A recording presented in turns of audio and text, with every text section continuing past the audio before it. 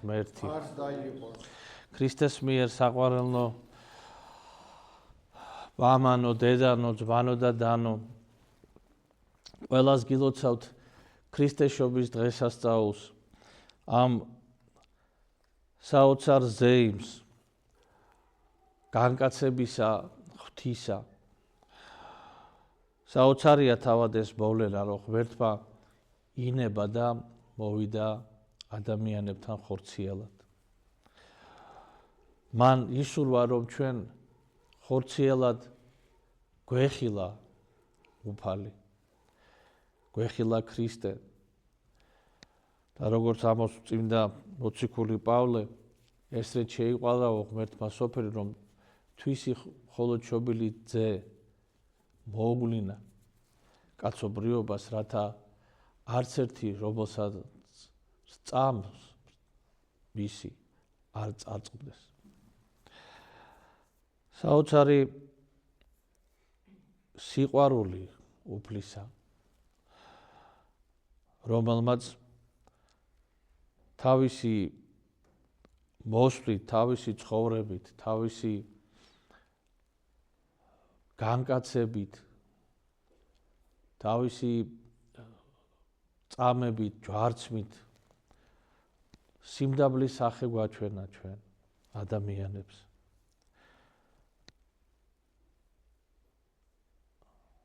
და თავიდან ბოლომდე მაცხოვარი აი სიმდაბლის მაგალითს გვაძლევს. როგორი იყო მისი შობა, როგორი იყო მისი ცხოვრება, როგორი იყო მისი ჯვარცმა, როგორი იყო მისი ქადაგება. ყველაფერში ჩვენ ვხედავთ საოცარ სიმდაბლეს. ზოგჯერ ადამიანები აი კონტექსტურად კი არ უყურებენ თლიანობაში, ერთიანობაში ქრისტეს ცხოვრებას, თავად ქრისტეს მის პიროვნებას, ძველი აღთქმის, ახალი აღთქმის წერილების მიხედვით, წმინდა მოციქულთა სწავლების მიხედვით, ეკლესიის სწავლების მიხედვით, არამედ რაღაცას ამოგლეჯენ და მიაჩნიათ, რომ ეს არის ყველაზე მნიშვნელოვანი და ეს არის სწორი. და მართლმადიდებლობა ასე არ გვასწავლით ჩვენ თლიანობაში. უნდა დავინახოთ უფალი. რამე თუ თავად ბრძანებს, რომ მე ვარ ანი და ხოეო, ანუ დასაწყისიც და დასასრულიც. და როგორ შეიძლება ანში და ხოეში იყოს გამოტოვებული რომელიმე ასო. როგორ შეიძლება დასაწყისსა და დასასრულს შორის იყოს ამოღებული რომელიმე საფეხური, მოვლენა, სიტყვა. აი ამ ერთობაში უნდა ხედავდეთ ჩვენ ქრისტეს. ვიდრე მოყოლებული სამყაროსა და ადამიანის შექმნიდან ვიდრე ქრისტეს მეორედ მოსვლამდე, რომელსაც ჩვენ ველოდებით და გვწამს, რომ ეს აღსრულდება.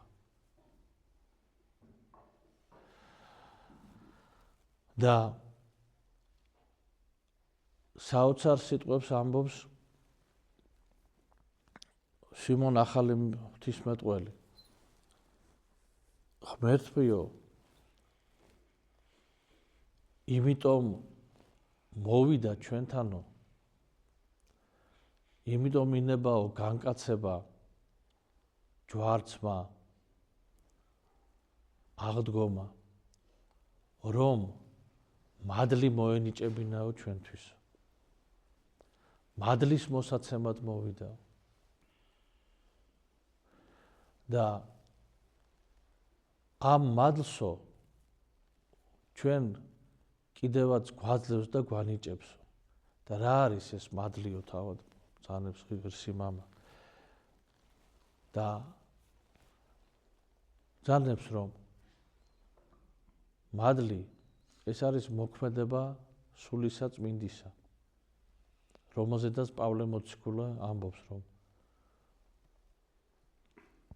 დიჭიო სულისაწმინდისაო არისო სიყვარული, სიხარული, მშვიდობა, სულგრძელება, სარწმუნოება, მოთმინება, მყუდროება, მარხვა,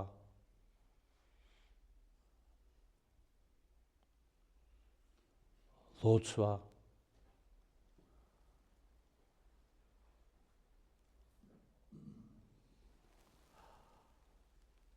მოწყალება. აი ეს არისო ის მადლი, რომელიც ღმერთმა ჩვენთვის განამზადა და რომლის მოცემა და მონიჭება უნდაო ადამიანებისთვისო. და ქრისტიანიო, რომელიც ამას არ ეძიებსო, მასო ქრისტიანად ვერ ჩავთვლიო. ასე ბრძანებს ღირსი მამა. ჩვენო კი ვამბობთო, რომ გწამსო და გწამსო, მაგრამ ეს არ არისო სარწმუნოებაო და სარწმუნოება არისო ის, რაზედაც მიუთითებს კვლავ პავლე მოციქულის სიტყვებს ამ სულიწმინდის ნიჭებზე და მათ შორის იქ არის მოგეხსენებათ სარწმუნოებაც. ანუ ეს სარწმუნოებაც, რომელიც ეძლევა ადამიანს ზუსტად ამისთვის არის, რომ მან შემდგომ აი ეს ნიჭები მოიპოვოს. და ამბობს სიმონ ახალღვთისმეტყველი, რომ ესო ღმერთიო ჩვენ ამასო გვანიჭებსო ნათლისღების დროსვეო.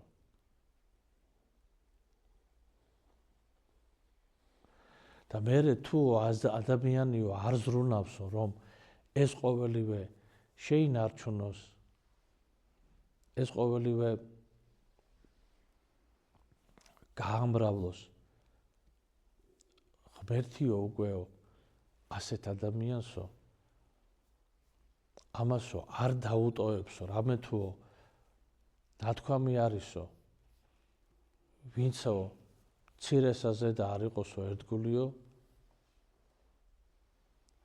იმას ის დიდზეც არ იქნება ერთგულიო.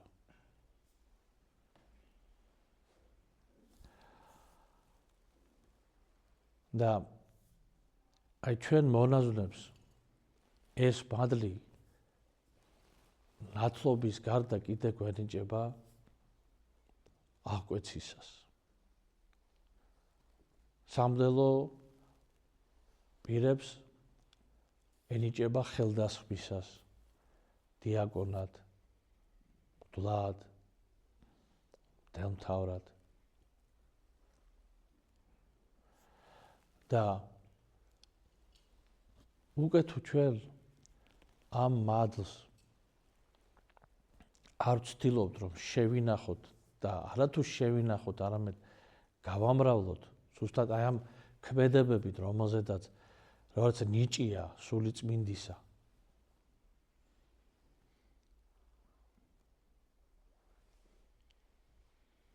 და თუ ჩვენ არ მიგვაჩნია, როგორც იგივე ღირსი სიმონ ახალი ღვთისმეტყველი ამბრძანებს, რომ თუ ეს არ მიგვაჩნიაო, რომ ღვთისაგან არისო ბოძებულიო და მივიჩნევთო, რომ ჩვენ შევიძინეთ ეს ყველაფერიო, ჩვენი არისო, ჩვენ აღმოვაჩინეთ ჩვენ თავში, ან ჩვენ გავამრავლეთ ეს ჩვენ თავში, მაშინ ჩვენ ამას დავკარგავთ.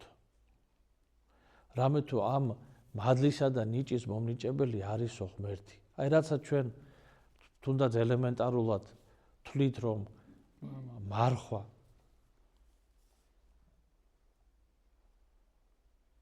როდესმე გვიფიქრია, რომ მარხვის ძალას უფალი გვაძლევს. აი ყველაზე ნაკლებად რასაც მარხულობ თუნდაც, რომ უფალი გვაძლევს ამის ძალას.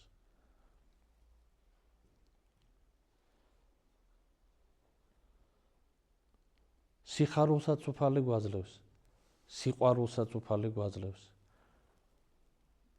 მშვიდობასაც, მყუდროებასაც, სულგრძელებასაც, ლოცვასაც, მოთმინებასაც, მოწყალებასაც, სახიერებასაც. ყოველივეს უფალი გვაძლევს ჩვენ.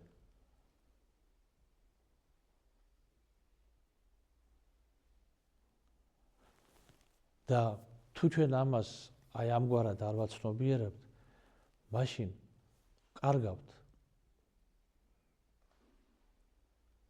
კარგავთ როგორც აი ჩვენთვის გაუგებარს. დაახლოებით ადამიანის მდგომარეობაში ხვდებით ჩვენ ადამი, რომელსაც არ ესმოდა რა წყალობა ქონდა უფლისაგან, ვერ გააცნობიერა ეს. და ერთადერთი რაზეც იყო მისთვის ნათქვამი, რომ თავი შეიკავეო, მაინც და მაინც ის ქმედება ჩაიდინა. აი ჩვენც ასე არ გვესმის ხშირად და ჩვენი პირიქითა საქციელებით კარგავთ ამ მადლს. და ეს უნდა გვესმოდეს ჩვენ ძვირფასო ძმანო და დანო. გვესმოდეს, რომ უფლისაგან არის ყოველი ნიჭი სრული და ზეგარდამო მოცემული.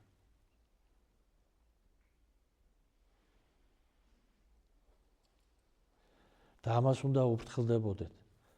მაგრამ ღმერთმა თავისი მოწყალება აქაც არ მოგვაკლო ადამიანებს, ანუ ვინც ვერ გაიგო, ვინც დაეცა. მთელს კაცობრიობას ჯერ იყო და ქრისტეში აღადგინა მთელი კაცობრიობა ღმერთმა თავისი მოწყალებით და ქრისტეში გვაქვს ჩვენ მოცემული სინანული. როდესაც ვეცემით, ცოდავთ, არასწორად ვიქცევით, არასწორად ფიქრობთ, არასწორი გულისთქმები და სურვილები აღიძვრება ჩვენში, ქრისტეში ხდება ჩვენი აღდგომა კვლავ. აღდგომაც და ადგომაც. და აი ასეთი, იმიტომ რომ ჩვენ აღდგებით ცათა სასუფეველისათვის და შემდგომი მარადიული აღდგომისათვის ვდგებით სულიერად, როდესაც დაცემულნი კვლავ მიუბრუნდებით ქრისტეს. მიუბრუნდებით სინანულით. და ეს სინანული არის აღმადგინებელი ჩვენი ძვირფასო ძმანო და თანო და აღმადგინებელი იმ ნიჭისა და მადლისა, რომელსაც უფალი გვაძლევს. აი ეს უნდა ჩვენ კარგად გავიგოთ. კარგად გვესმოდეს, რომ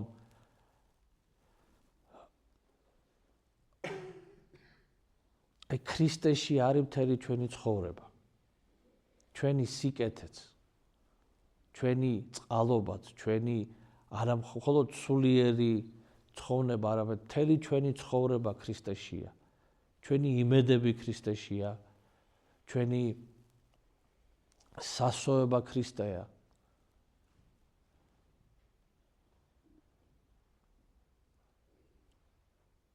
და თუ რამეს ვაკეთებთ და რამეს შეგვიძლია, ესეც ქრისტეშია და ქრისტესთან ერთად არის. და როდესაც არ ვაკეთებთ, ან პირიქით ვაკეთებთ არასწორს, აი მაშინ ჩვენ აი გამოვდივართ, რომ იტყვიან, ესე ვთქვათ, ნათელიდან ბრელში შევდივართ. ამიტომაც ამბობს მაცხოვარი, რომ მე ვარო ნათელიო და ვინც ჩემი ირწმუნოსო, მანო ბნელი არ ეხილოსო. სიბნელეში არ დაიარებოდესო. ქრისტე არის ნათელი ყოველივესი და ყველაფრისა.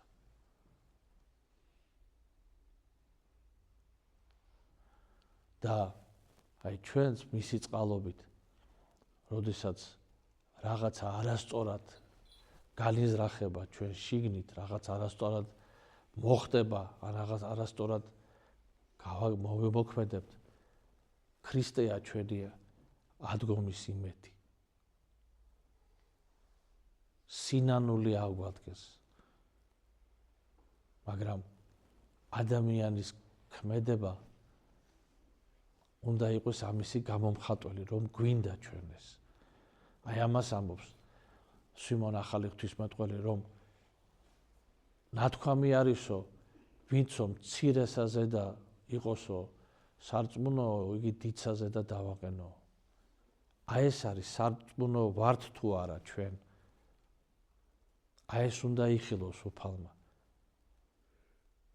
თორე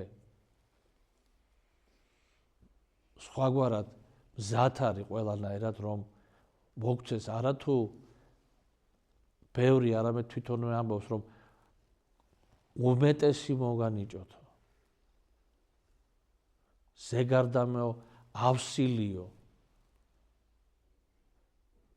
ზეგარდამო ავსილი, არა, კი არა ზომავს მესამედი მოგცე თუ ნახევარი მოგცე თუ 2/3, არამედ ზეგარდამო ავსილი.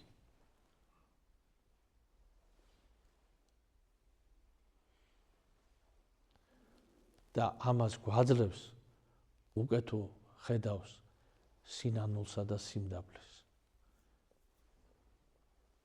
სინანული სიმდაბლის ნაწილია.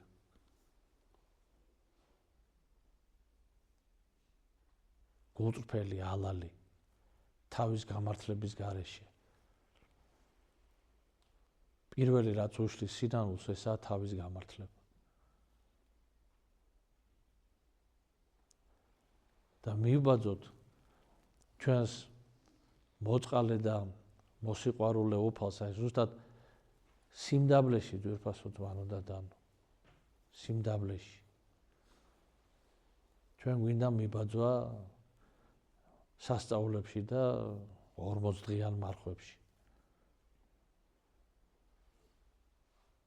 ამისთვის კი არ გვეძლება ეს ნიჭი, არამედ გვეძლება სიმდაბლისათვის. რამე თუ სხვაგვარად ადამიანი მით უმეტეს ადამიანს მლოცველსა და მარხვალს საფრთხე ელოდება, რომ ეს გადაუვიდეს ან ხიბში, ან კიდევ დიდ ამპარტავანებაში და ქედმაღლობაში.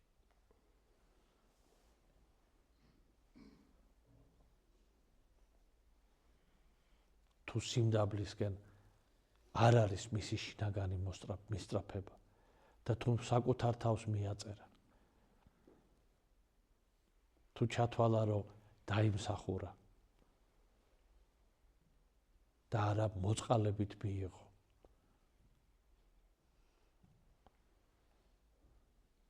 ყველა მამა ამბობს, რომ უფალი ჩვენ როცა მას სურს და როგორც სურს,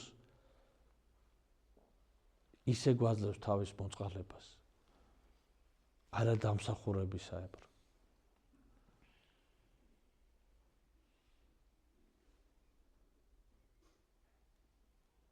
მზად არის ყოველთვის მოგცეს, მაგრამ როცა ისურვებს, მაშინ მოგცემს.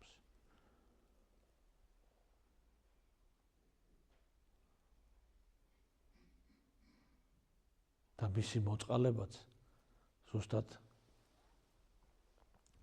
ამგვარად მოქმედებს.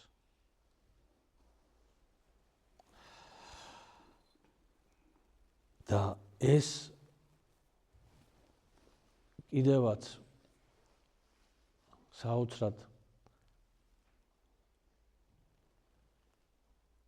ბრძნულია და საოცრად კაცთმოყვარეც არის. ეს მისი ამგვარი ქმედება. ჩვენ გვიფრთხილდება რომ არ წაგულეკოს ჩვენმა ამპარტავალებამ და პატივმოყვარეობამ.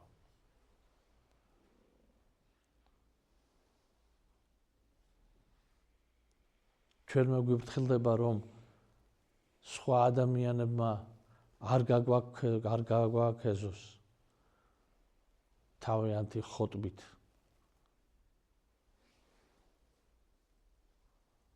იმიტომ რომ ხშირად ქება გინებაზე უფრო უარესია. ადამიანისათვის უფრო საშიში.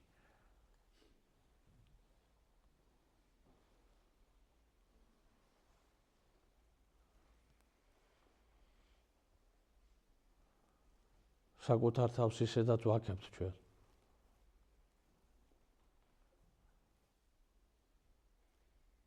ჩვენი თვითკმაყოფილება ამის ყველაზე საუკეთესო ხელშემწყობია და კიდე გარედან გვიმატებენ, მაშინ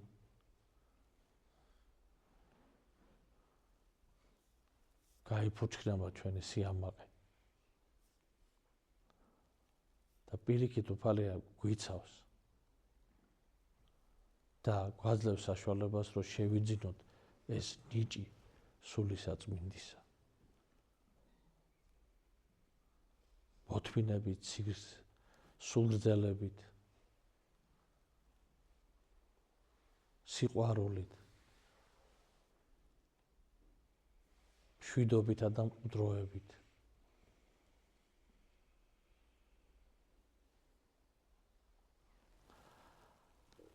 და მაშინ სიხარულს განვიცდიდეთ იქნება.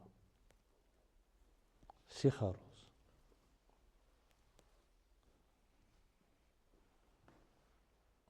და სიხარულს როცა განიცდის ადამიანი,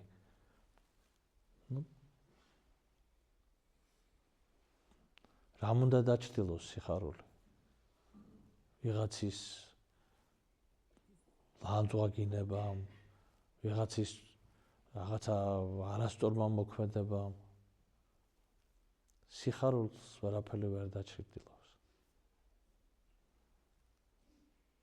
და ეგ სიხარული მონიჭებული ღვთისაგან როგორც ნიჭი, ეს სიხარული ჩვენ სულში ზეიმობს. ისე როგორც სერაფიმე საროველი ნებისმიერ დღეს ადამიანს ეუბნებოდა ქრისტე აღსდგაო. იმიტომ რომ ეს სიხარული ქონდა და ადამიანს მიმართავდა ჩემო სიხარულო. ის ამას შინაგანად განიცდიდა თორე განარა ეპირფერებოდა ვინმეს. განიცდიდა აღდგომის მუდმივ სიხარულს, ქრისტესთან ერთად ყოფნის სიხარულს განიცდიდა და ადამიანი მისთვის იყო სიხარული. როგორიც არ უნდა ყოფილიყო ეს ადამიანი. იმიტომ რომ მასში ქრისტეს ხედავდა. შეიძლება ვიღაცამ თქვას, რომ ეს ერთეულების ხვედრია და კი, გეტყვით რომ ერთეულებმა შეძლეს, მაგრამ ჩვენ ხო ვიცით რომ ეს მდგომარეობა არსებობს და თუ ავიღებთ რომ ვიტყვენ ახლა ერთეულები მილიარდებში შეიძლება იყოს ის რაოდენობა, მაგრამ რამდენი რაოდენობა არის წმინდანებისა, რომლებიც ჩვენ ვიცით? განა 1 და 10-ია?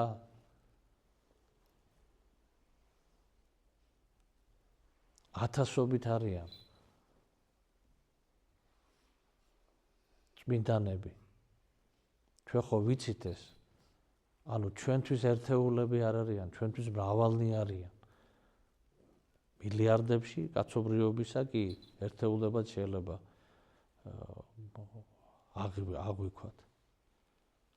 მაგრამ ხო მრავალნი არიან. ხო მრავალმა იარეს ამ გზით. ანუ ეს გზა არის გავლილი. ეს გზა არის იციან. ეს გზა წმინდანებმა და ჩვენც ამიტომ გვეუბნებიან. არა იმიტომ რომ მათ ასე ვთქვათ სათქმელი აქვს ბევრი და მსმენელი ჭირდება, არა.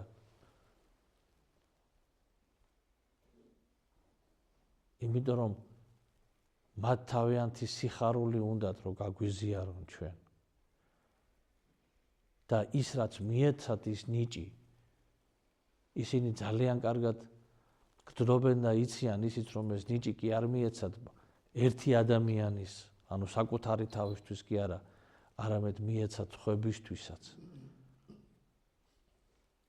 ისე როგორც ის ტალანტი, რომელზედაც ამბობს წმინდა წერილი, რომ დრახკანი, რომელსაც აძლევს 2-ს, 5-ს და 10-ს, თუ ერთი რომელიც წაიღო, ერთ-ერთმა ვინც მიიღო დრახკანი და მიწაში ჩაფლა, იმას კიცხავს და ურისხდება, რატო დაფალიო შენ ეს ტალანტიო, განა არ იცოდიო, რომ მე სადაც მინდაო იქო ვიღებო.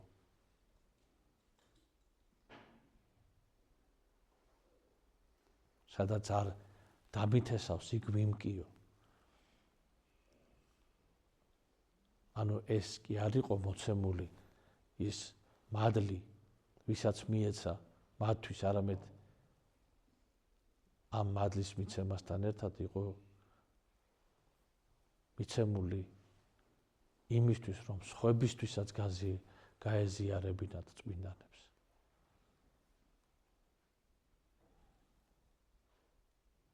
და ისინი გვიზიარებდნენ სიცოცხლის დროსაც და გვიზიარებენ გარდაცვალების შემდგომაც. მათი სწავლებით თუ მათი სახელის ხსენებით, მათ დამევედრებით თუ მათი წმინდა ნეშტის მოლოცვითა და თაყვანისცემით.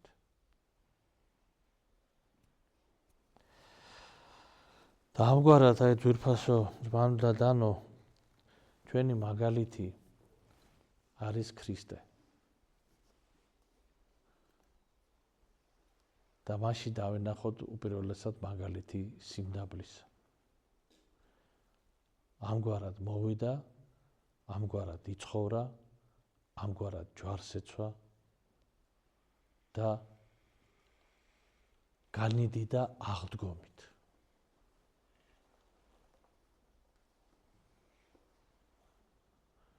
და ჩვენი დიდებაც იქნება ქრისტესთან ერთად ჩვენი აღდგომა. მერთმა დაგლოცოთ ძვირფასო ძმანო და დანო, ღვთის მადლი და წყალობა იყოს თქვენთან და როგორც ჩვენ ვისაუბრეთ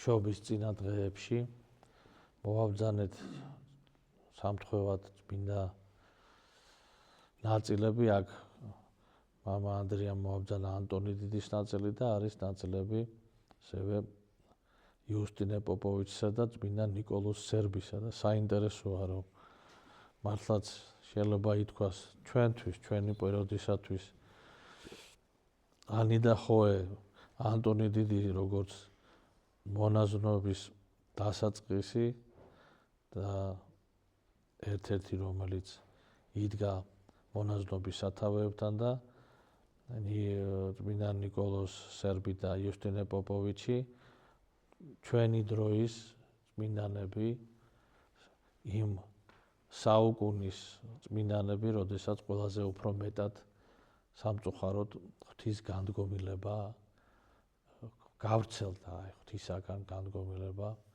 ადამიანებისა და ისეთი პროცესები, როგორიც არის წუთის სოფლის სულის შემოსვლა ეკლესიაში, ქრისტიანებში, ქრისტიანობაში. ესეთი წმინდანები იყვნენ და ისინი ამას კარგად ხედავდნენ და ზუსტად ეს პერიოდი ცხოვრებისა გამოიარეს მათ და მიიღეს რა ნიჭი სულისაწმინდისა, ამაზე საუბრობდნენ, ამას მიუთითებდნენ და ამით ეხმარებოდნენ თანამედროვე ადამიანს, როგორ გადარჩენილიყო, ასწავლიდან იმას, როგორ შეიძლება გადარჩენა ამ საუკუნეშიც, ბოლო პერიოდისა. არ ვიცით ჩვენ კაცობრიობა როგორ იქნება შემდგომ, მაგრამ ყოველ შემთხვევაში ეს წუთისოფლის სული სულ უფრო მეტად და მეტად მძლავრობს ქრისტიანებზე. სამწუხაროდ ეს არის. შეგვეციოს მათი მეოხება წინაშე ღვთისა. ჩვენთან არს ღმერთი.